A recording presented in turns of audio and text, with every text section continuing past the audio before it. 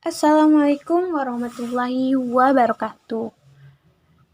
Selamat siang Ibu, selamat siang teman-teman.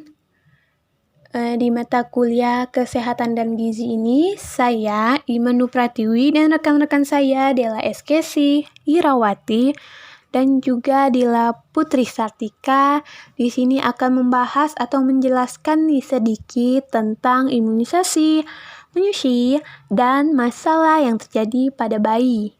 Sebelum kita mengenal lebih jauh tentang penjelasan yang saya sebutkan tadi, kita harus tahu nih dulu dasarnya, yaitu imunisasi.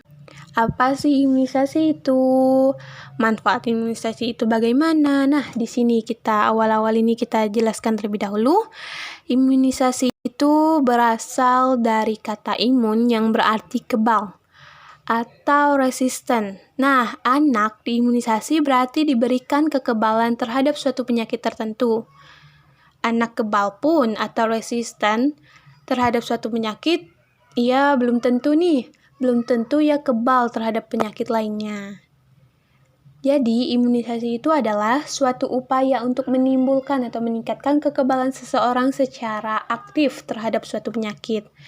Sehingga apabila suatu saat anak itu terkena atau terpapar suatu penyakit, ia tidak sakit atau mengalami sakit-sakit ringan saja. Imunisasi ini juga ada landasan hukum di undang-undang seperti Undang-Undang Nomor 23 Tahun 2002 yang berbunyi setiap anak berhak memperoleh pelayanan kesehatan dan jaminan sosial sesuai dengan kebutuhan fisik, mental, spiritual, dan sosial.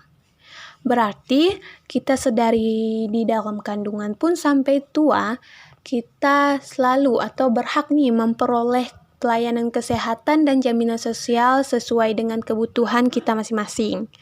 Selanjutnya di Undang-Undang Nomor 36 Tahun 2009 yang berbunyi setiap anak berhak memperoleh imunisasi dasar sesuai dengan ketentuan untuk mencegah terjadinya penyakit yang dapat dihindari melalui imunisasi. Nah, di sini juga sudah ditegaskan bahwa setiap anak itu berhak untuk mendapatkan imunisasi sesuai dengan kebutuhannya, seperti imunisasi hepatitis B, polio, dan masih banyak nih lainnya. Oke, sampai di sini kita lanjut lagi ke manfaat imunisasi. Manfaat imunisasi. Pertama, imunisasi hepatitis B untuk mencegah virus hepatitis B yang dapat menyerang dan merusak hati. Bila berlangsung sampai dewasa, hal ini dapat menyebabkan terjadinya kanker hati. Kedua, imunisasi polio untuk mencegah serangan virus polio yang dapat menyebabkan kelumpuhan. Imunisasi BCG untuk mencegah tuberkulosis paru, kelenjar, tulang, dan radang otak yang menimbulkan kematian atau kecacatan. Keempat, imunisasi campak untuk mencegah radang paru, diare, dan radang otak karena virus campak. Kemudian yang kelima, imunisasi DPT untuk mencegah 3 penyakit, yaitu difteri, pertusis, dan tetanus. Penyakit difteri dapat menyebabkan pembengkakan dan sumbatan jalan nafas, serta mengeluarkan racun yang dapat melumpuhkan otot jantung. Penyakit pertusis berat dapat menyebabkan infeksi saluran pernapasan berat. Kuman tetanus mengeluarkan racun yang menyerang syaraf otot tubuh, sehingga otot menjadi kaku, sulit bergerak, dan bernafas. Jenis-jenis imunisasi. Imunisasi secara umum dibedakan menjadi 2 di Indonesia, yaitu imunisasi wajib dan tambahan. 1. 5 jenis imunisasi wajib ini diberikan sesuai usia anak yang telah ditetapkan oleh pemerintah, serta tentunya berdasarkan pertimbangan dokter. Kelima jenis imunisasi tersebut adalah: pertama, imunisasi hepatitis B, yaitu infeksi hati yang dapat menimbulkan komplikasi berbahaya seperti sirosis dan kanker hati. Imunisasi polio. Polio adalah penyakit menular akibat infeksi virus yang menyerang sistem saraf di otak dan saraf tulang belakang. Lalu ada imunisasi BCG. Imunisasi ini bertujuan untuk melindungi tubuh dari kuman penyebab penyakit tuberkulosis atau TB. Selanjutnya, imunisasi campak. Imunisasi ini diberikan sebagai langkah pencegahan terhadap penyakit campak berat yang dapat menyebabkan pneumonia, diare, dan radang otak. Lalu ada imunisasi DPT, HB, HIV. Imunisasi ini dapat memberikan perlindungan dan pencegahan terhadap 6 penyakit sekaligus, yaitu difteri, pertusis atau batuk rejan, tetanus, hepatitis B, pneumonia, dan meningitis. Imunisasi tambahan yang perlu diberikan pada anak, vaksin MR atau MM, vaksin pneumokokus, vaksin rotavirus, vaksin hepatitis A dan TOVID, vaksin varicella, vaksin influenza, vaksin HPV, human papillomavirus, vaksin Japanese encephalitis atau JE. Dampak tidak diberikan imunisasi. Vaksin atau imunisasi memang tidak menjamin 100% efektif untuk mencegah penyakit.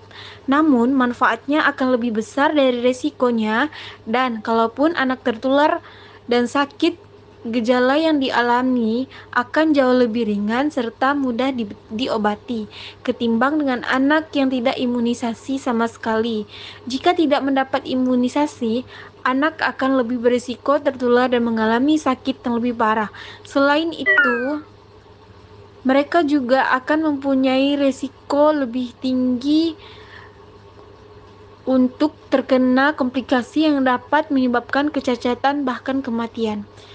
Selanjutnya, definisi ASI. ASI atau air susu ibu adalah suatu emulsi lemak dalam larutan protein, laktos, dan garam-garam organik yang disekresi oleh kedua belah kelenjar payudara ibu sebagai makanan utama bagi bayi.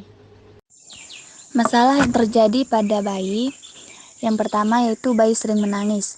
Perhatikan sebab bayi menangis, jangan biarkan bayi menangis terlalu lama, puaskan menyusu. Yang kedua yaitu bayi bingung puting.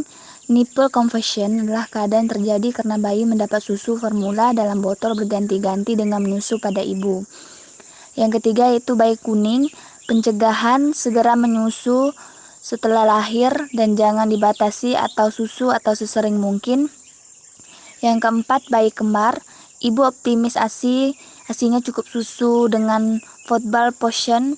Susui pada payudara dengan bergantian untuk variasi bayi dan kemampuan menghisap mungkin berbeda. Yang kelima, bayi dengan lidah pendek. Keadaan ini jarang terjadi di mana bayi mempunyai jaringan kuat, penghubung lidah dan dasar mulut yang tebal dan kaku sehingga membatasi gerak lidah dan bayi tidak dapat menjulurkan lidah untuk menangkap puting. Kesimpulan dari presentasi kelompok kami yaitu berdasarkan hasil dari makalah ini, kelompok kami menyimpulkan bahwa imunisasi merupakan proses untuk membuat imun atau kebal terhadap suatu penyakit. Proses imunisasi ini dilakukan dengan cara menyuntikkan vaksin yang bertujuan untuk membentuk daya tahan tubuh terhadap penyakit tertentu. Menyusui merupakan pemberian susu pada bayi baik secara langsung melalui payudara ibu atau melalui proses pemerasan. Definisi tersebut hanya berfokus pada dosis atau banyak ASI yang diberikan tanpa memperhatikan durasi pemberian. Masalah yang sering terjadi pada bayi yaitu demam dan sembelit. Karena pada usia bayi sistem kekebalan tubuh anak masih sangat rentan terkena demam dan sembelit. Sekian dari kami, terima kasih.